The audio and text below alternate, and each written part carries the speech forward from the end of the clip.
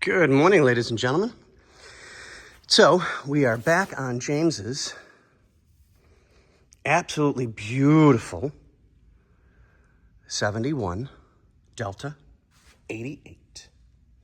I love this car. And he takes such good care of it. So he had us double check the brakes a while back because it's in storage.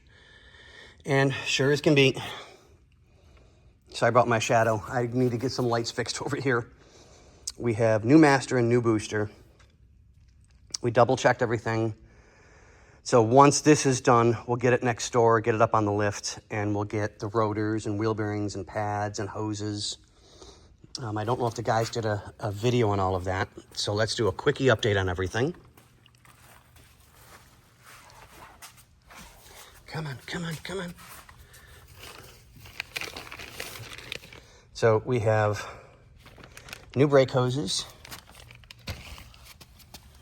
We'll replace all three, rear and both fronts.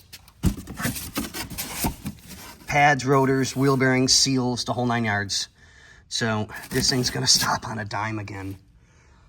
So, but right now we're doing the easy stuff because the lift is tied up with another client's car.